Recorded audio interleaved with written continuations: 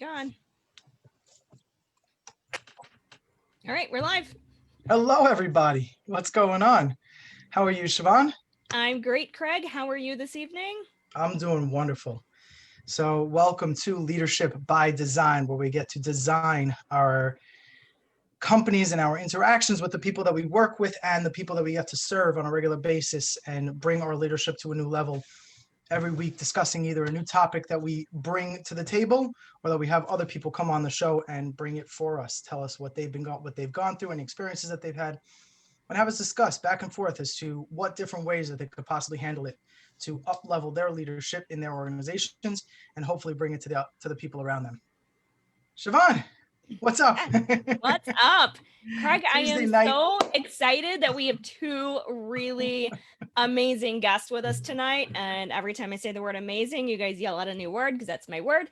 And but I'm so excited to have these phenomenal people on with us this evening. So Jordan Ostroff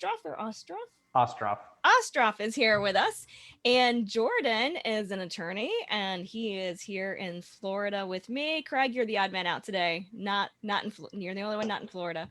So you know what? I'm working on it. Trust me. All right. I'm working on it. And he also has started a marketing company where I believe, Jordan, you focus on working with attorneys, right? On marketing, finding who they are, what they want to, who they want to get their message out to.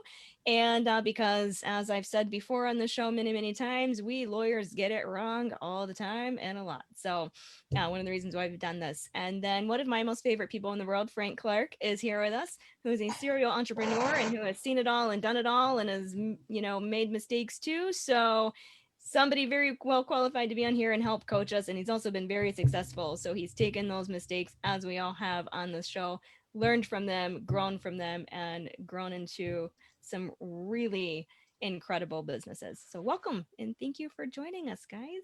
Well, thank you. Thank you for having me. Yeah. Right. Thanks, Siobhan. Thanks, Craig. Nice to meet you, Jordan. Yes.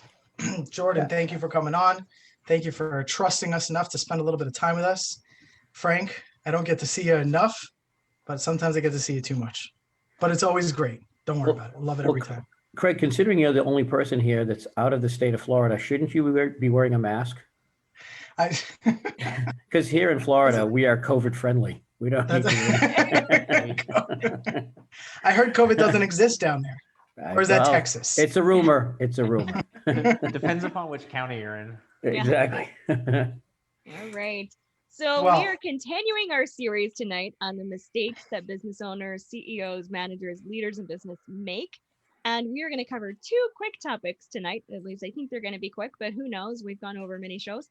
And so we are going to be talking about not surveying the potential clients. And I will, of course, as I always do, be fully transparent with every one of our viewers. I don't know what that means. So Craig's going to coach me a little bit on that. All right. And then we're going to talk about knowing who you are and what you are and who you are not and what you are not, and conveying that in your messaging and what you need to know and how you turn that into creating a business that you want, designing your business and designing leaders. So Craig, why don't you start us off on surveying or not surveying the potential clients? Okay, so Siobhan, you actually know exactly what this is. You did this when you went to school and you started your business. What happened was you went to school for law, right? Mm-hmm. You got your law degree and you started working in one form of law or another. Not sure where you started off. Mm-hmm. But at a certain point in time, you said there was a type of law that you wanted to practice and there was a type of client that you wanted to work with. Is that fair to say? That's fair, yes. Okay. So once you did that, what you were recognizing was that there were certain trials, tribulations, certain outcomes that people were looking for. The ones that you wanted, the clients that you wanted to serve, there were outcomes that they wanted to reach, and you knew that you were going to be able to help them get there, mm-hmm. Right? Right. So that is what it comes down to. A lot of people, when they start a business, They see what is possible. They see what maybe they like to do, and they see what maybe an industry that they want to get into, but they don't spend any time looking at the people that they're actually, the clients that they actually are going to serve, the people or the mission that is actually going to be the outcome that they're looking for. So they start looking for what they want to create, right? Business owners, a lot of times, and I'm sure Frank has had a lot of experience with people in business, in ownership positions of companies, where they were looking at what they wanted to create. And we do it in relationships too. We go into a relationship, with an intimate relationship with a person, and we will want to interact in that relationship based on what we want the outcome to be, not realizing that it's so much more about what the other person wants. Now, some people say, well, if I'm not doing it the way that I want to do it, and I'm doing it only the way that they want to do it, whether it's in our personal relationships or our business relationships, then I don't get what I want. But as anybody that has been in the space knows, is once you start serving the people that you want to build up with, that you want to connect with, that you want to bring to their ultimate outcome, you start getting what you want in the end. And that's what you do in your business. So you find a client that you say going through a divorce, and you want to make it easier for them, whatever way that is, whether it's getting more money in the end, or having a more amicable relationship at the end of it all, or dealing with the kids, all these other things. If you went in and said, no, I'm going to do it like this, and you're going to have to follow my lead, chances are you wouldn't have too many clients coming after you. But when you find out what people want, then you start building your business around them, and you start having the outcome that you're looking for. Is that a little bit clearer? It is very clear. And I will say, so I can answer a little bit of your questions, and Jordan probably is familiar with this term. When I first opened my practice, I practiced what we call door law. So okay. I'm sure Jordan knows what that means, right? We always called it threshold law. Threshold law? Yeah, it's called door law. Whatever walks in the door, I'll take. Right? So that's what door law is, right? Somebody who walks in the door, I take their case. And so, yeah, then I narrow, you're right. So then I narrowed from there, figured out what I wanted to do, where I wanted to go, the areas that I wanted to practice in. And then I started doing, door law in those two areas, right? Anybody who comes in that's got those problems, I'll help them with that. And so I think then, so I understand what you're saying, Craig. And then I think then we can narrow that even more to what you're talking about in serving the potential clients, or in not serving the potential clients, as mistakes that business owners make. Is as I got into coaching and I started, being coached on what to do, then it becomes really what we called finding your avatar, right? Your perfect client and the perfect person that you want to help. And who's your avatar? Who's your perfect client? And so then it was taking a survey, not just of my potential clients, but of my current clients, right? And one of the very first exercises that I was taught to do from one of the first business coaching programs that I was in was to actually sit down and first figure out what an A client is for me and what an F client is for me. And then you fill in the B, C, and the D from there. And then you rate all of your clients from A, B, C, D, F. And you immediately fire your F clients and your D clients. So you're only left with your A, B, and C's, right? And so then as you start to get new clients, and your goal is to only take on A and B clients from that point forward, of who what are your A and B clients are. So you're finding your avatars. And what's funny with this is that as you start taking on new A and B clients, you suddenly change who your F clients are, and those C clients now become F clients.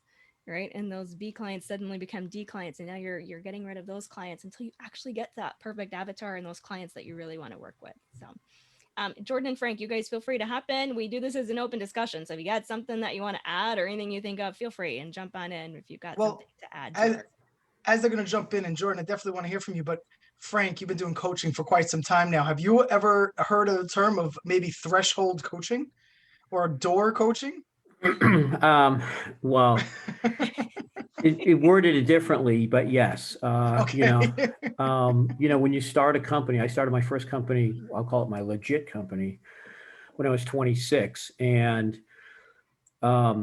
it was just like that. It was, we'll take almost anything that somebody has to offer, right? Because at the end of the day, what's most critical about any business is cash flow. You can have the greatest idea in the world, but if people aren't they're not coming to your door, at that point, you got to lose the fact of falling in love with your idea or necessarily what you're doing, and listen to clients, and listen to what they want to do, what they want services for. One of the things that I tell my staff all the time is that the customer is not always right, but their perception is. So when they tell you this is the perception of whatever, your lobby, your business card, your website, you can fall in love with your logo. You can fall in love with your colors of your company. Okay. But when your customers is telling you, well, my first perception when I saw this was, you look like you got an angry motif going on here. You look like you're not really in the electronic space, or you look like you're, this is kind of has a circus feel to it. And, you're totally going for something else. Right. And ego gets in the way of all that. And, as entrepreneurs and self-employed people, we tend to have a little bit of ego, and that's what drives us at time. And it's okay to have some of that ego, as long as it doesn't get in the way of what the customers really want.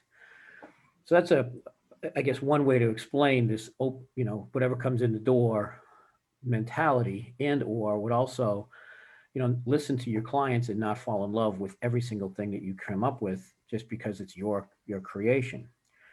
To speak to the, A, B, C, D, F scenario where you're rating your customers, I think that's an outstanding idea and something that should absolutely be done, because if you think of things in terms of the Pareto rule, 80% of your business comes from 20% of your clients. Who are those 20%? Right?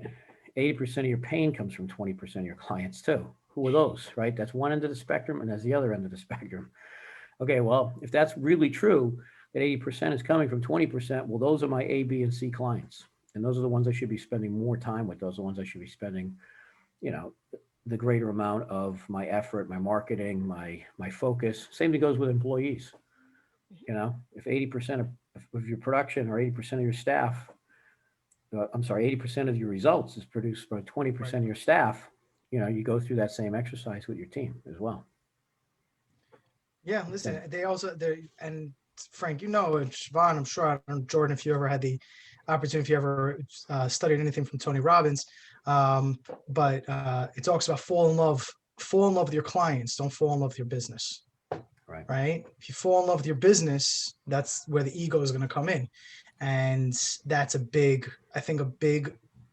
pitfall for a lot of people, is not looking outside of yourself because we want to make sure that we're doing it the right way, even though so many of us don't know how to do so much of our businesses, right? We really do need, and we spoke about this last week, we do need to rely on other people for different things in our business, whether it's marketing or outreach or retention, all these other things that we could look to people who really know what they're doing.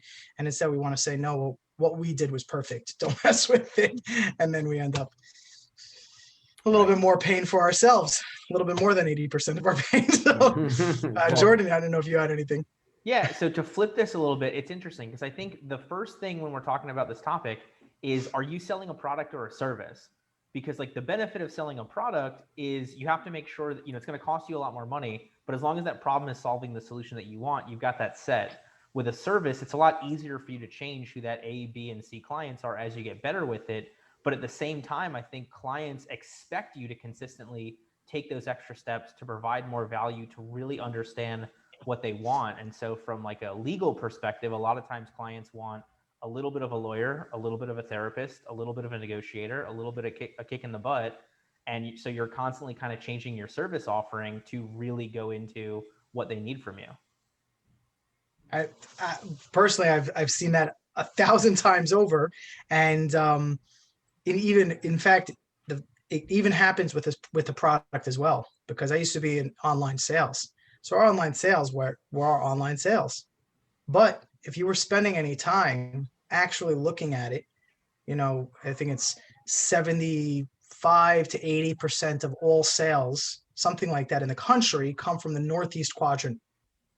So if you're not focusing your efforts in making sure that it's seen by people in that space, right, then you're not going to find it. So we did a lot of times worked on Amazon. And then when you work on Amazon, when you're selling through Amazon, they send your products to different distribution centers throughout the country, but they split it up. They split it up to say, well, most of it's going to go here, and then some of it's going to get spread around everywhere else. So they sort of do that for you, but at the same time, you also want to make sure that when it's, wintertime, you're not stocking up just because it's going to be warm in California and Florida. You're not stocking up for the stuff that's going to be needed down there. You want to make sure that you're filling up for that in New York, New Jersey, because even though you guys are all in Florida, New York and New Jersey is basically where the world is, and you guys just have the leftovers. So, Well, actually, Craig, New York and New Jersey are the peripheral of where the world is. Boston is the epicenter of the universe. We know that is actually the original Bethlehem, and Fenway Park is the marking spot of. We don't have. okay, I'll give it. I'll. You know what? Once it gets to baseball, you guys can talk all you want. I'll step out of the conversation. Got nothing to do with this. But no, I appreciate it. I don't know, Siobhan, if you want to jump in on this one, also, you're welcome to. Look, I'm born and raised in Florida in the Tampa area, man. So the whole world revolves around Tampa to me. So, so I think so. Going along with this, we kind of transitioning into our second topic for the evening, which I think is a great transition. Is so as we've started getting into those A/B clients that we want, how do we attract those clients, right? What do we need to do? What do we need to say? Where do we need to focus to attract those clients? And that is where Craig and I, as we were talking about what to do for the show, I think that pulls into knowing who you are and what you are, and knowing who you are not and what you are not, because that will help create the messaging that you want and that you want to portray, and who you are and who you want to portray. Because if anybody else subscribes to the law of attraction like I do, right? Like attracts like. And so you want to know who you are and who you're not, because you want to attract those like clients and the people that you want in your avatar. So what if you're somebody like me and really struggled, and I was saying I struggled for years to figure out, what am I and what am I not? Who am I? What do I want to do? Who do I want to be, and who do I want to attract? So do any of you have any tips for somebody out there that has struggled with that of, well, who are you? What sets you apart? What is your value? What is that thing that you're bringing? Who are you and who are you not? How does somebody find that and figure that out? So I want to jump in with this real quick, because this actually came about because of a conversation I had this morning. I was on the call with the team, and the questions that were being sort of brought up continuously was who they are not, over and over again. Right? We are not doing this. We are not doing that. This is not what we stand for. And somebody else jumped in and said, thank you. Because the more we look at who we're not, the more we're going to be focused on who we are. And then we'll be more driven towards the outcomes that we want to be able to create, the impact that we want to have. And I think that that's it was so perfect, really, because hearing it from that frame of mind, specifically from people within the company, not even talking to people outside. Has nothing to do with the marketing. It has nothing to do with the outreach. It is none of that. It has to do with asking questions repeatedly. Mm-hmm. Do I want to be like this? Is this the type of person that I want to show up as? Is this the type of business that I want to do? And if you're asking the questions in the way of knowing that this is not how you want to show up, and this is not what you want to do, and this is not the way you want to portray your business or have your interactions, or the type of clients you want to have, right? We were talking about that. If you know which type of clients you don't want, it is easier to get down to that. You can start looking at, well, how much do I not want this? Do I not want this? Like, really? Is this something that is like painful to think of, that this is the type of business I'm gonna have, or this is the type of client I have? Then that's an F. And then I know I want to probably look at the exact opposite. Mm-hmm. So right? It's really, well, sorry. No, go ahead, please. So it's interesting that you talk about it from that perspective, because I'm on this whole kick where like brand and culture are the same thing. Like culture is your internal brand is your external culture. And so it's a lot easier to have that effect internally and then start showing that out for people. But the more that you know what clients we don't want, and honestly, the more you're okay not getting or even repelling the clients you don't want, the more you become that magnet that attracts the ones you do want from an internal standpoint as it expands out to, your brand. Mm-hmm. That's a big focus of the work that I do also, is because of recognizing that people talk about creating raving fans, but the raving fans start internally.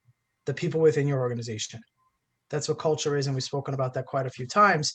Just the idea of having that connection with the people internally, that passion that people want to see each other succeed internally, will bring that to the people outside.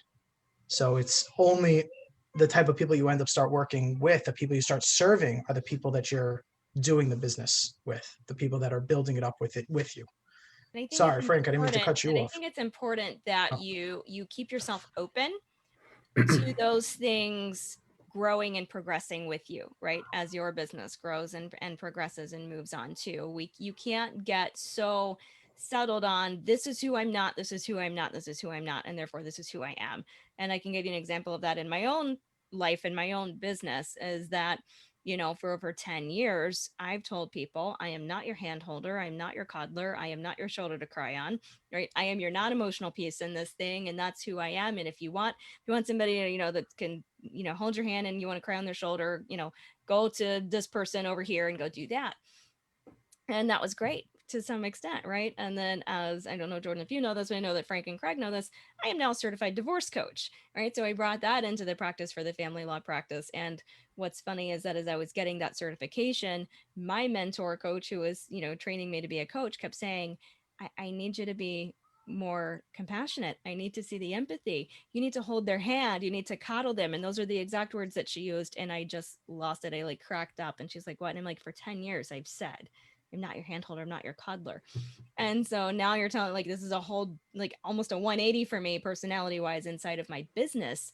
But I've had to grow with that and I've had to move into that, especially now offering that piece and expanding that and expanding my business into that I've had to grow with that and I've had to change with that. And it has in turn made me a better attorney for the clients that I'm the lawyer for and not the coach for, because now those clients also get that coaching side of me as well when they're my law firm clients and my you know my lawyer cases. So being able to be flexible and grow in reworking and relooking at that, we talked about that you know breathing living document of the business plan and looking at that every 3 months and you know from an 18-month point out and being able to change that and grow with that, it's another piece to that. So Frank, anything you want to add? Yeah, I'd like to add that, you know, when determining when somebody's a like A, B, C, D, or F customer, client, I agree 100% with everybody what you're saying, that it's internal first to build your culture within your organization, because you know when your culture is strong, it definitely resonates through to your client base. It resonates on every single phone call. You can tell the energy by the receptionist that answers the phone. You know, we don't call it the receptionist, we call it the director of first impressions, because that's in fact what her role is. And you know, every single little touch point needs to reflect your culture.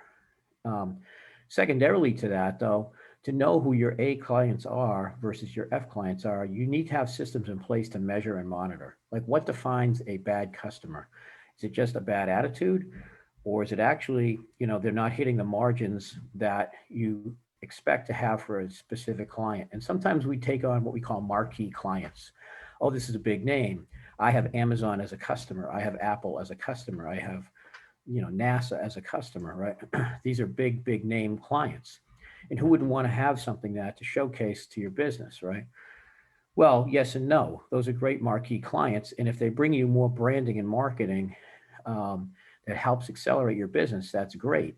However, if some of these marquee clients, the owners of the company, are running around going, this sucks doing business with ABC, that's going to permeate, through your entire staff. They're going to know that and they're going to feel that. And they're not going to necessarily give 100% to those marquee clients. So those, you know, as great as they can be, they can also be a massive devastation. Plus, they can consume so much of your time that if they decide to leave, you now have too much eggs in one basket here, and it can decimate your financial bottom line. So I think that before you decide what is an A, B, C, D, or an F, it's important to decide what the metrics are and what you're going to judge that, and they need to be something measurable rather than just subjective. Mhm. Oh So, yeah, I agree. Frank, I definitely when I did that, I did it's a whole worksheet that I have to Yeah. determine ABCDF clients and it's measurable things. What do they look like, you know, financially, age, do you prefer male or female clients? What is how do they act? And then for me, it's, you know, what type of do I want? Like I have very distinct client packets and I have rules for my clients. I have client guidelines, you know, so like my ideal client obviously is like somebody who's going to follow my client service packet and my guidelines and the things that I have. So sorry, Jordan, I cut you off. What were you going to say? No, I was going to ask a question to all of you. Do you leave in like a 10%, 15% wiggle room on like that gut feeling? Or do you find that that causes more potential harm than good? Oh, I think that there should be a gut feeling, you know, and whenever I do a matrix to keep it subjective, I put a total point value against the importance of whatever that line item is. So on a scale of 1 to 10, how important really is this particular line item? All right, well, let's say, you know, great profits. Well, that's a 10. All right, we're going to give that a 10. Then the next score is my opinion on our ability to actually get that. Yes, it's important. It could be a 10, but do we really think we're going to get there? You know, all the factors line up. It's a 2. So 10 times 2 is 20. That's the score for that line item. Then we go down all the other metrics of what considers a great client. And we actually put a score against that. One of those line items is my opinion. Okay. My gut feeling. How important is that to me? It's a 10. My gut feeling says, is this going to be a great customer? Yeah, it's a 10. So I'm giving this 100, but I measure that against the other 25 steps in the process. It may be a moot point. Awesome. But I do believe great you have to have points. something. All great points. And so we are at the top of the hour. So we are at our time. So we got to wrap up.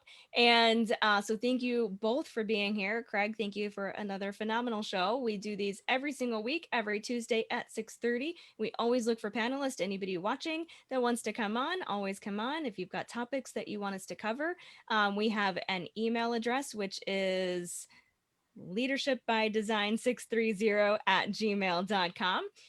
You can reach me. My information's on the screen, but if you're listening and not watching, at 813-501-7721, info@oliveralaw.com. Or if you're watching this on Facebook, then you already know how to reach me because you're watching it on my page. So you can get in and send me a DM. Craig, how can they reach you? And I know you've got to run, so I know we're going to rush through these really quickly. I'm just jumping through. Yes, it's Craig Baumol. Craig at impact2influence.com. It's the number 2, IMPACT. Number 2, influence, INFLUENCE.com. You can reach me over there, or my number is 347-607-1213. Obviously on the Facebook page, or LinkedIn is even a better shot. And just because I know that you guys also want to share, I always want to be able to leave a resource for everybody on these calls. You're talking, Jordan, just the last thing that you brought up was making tough decisions, something that I actually got from Tony Robbins that I find to be absolutely phenomenal for any business owner to be able to sit down and do. Sometimes it can take a little while because it's really important, but you can look it up online. It's called OOCEMR. I'll put it into the text, also into the messaging after the comments on the video, but it's OOCEMR. It is a breakdown of trying to make tough decisions in your business: outcomes, options, consequences, followed by evaluate, mitigate, and resolve. So you can go through each one. You can look it up online, and you can see how to break it down one by one. And each thing breaks apart into its own little tree. And you can really see, again, value 1 to 10, what's really important, what's really not, and start shaving it off one by one so you really come out with your most optimal values and options in the end. Awesome. Jordan, how can they reach you if someone wants to reach you? Sure. You know, in keeping with our turning yourself into a magnet, if you want to find out what end of the magnet you and I have in common, follow me on LinkedIn, Jordan Ostroff. There's only 2 of us, OSTROFF. I'm the one not in Boston, even though I am a Sox fan, like apparently Frank is as well. So Jordan Ostroff on LinkedIn, that's the best way to see if we vibe. All right. And Frank, how can they reach you? People could reach me at themrorange.com. They can also reach me at lewis-clark.com, or they can reach me, listen to my podcast. It's called Orange Crushing It. It's on iTunes and Spotify, and subscribe and follow me that way as well. All right. Amazing. So, awesome. Guys, thank you so much for an amazing episode. Siobhan, is always absolutely wonderful to see you, and I'm looking forward to seeing you guys all very, very soon. Have an amazing night. thanks everybody for having us. Bye, guys. Thank you so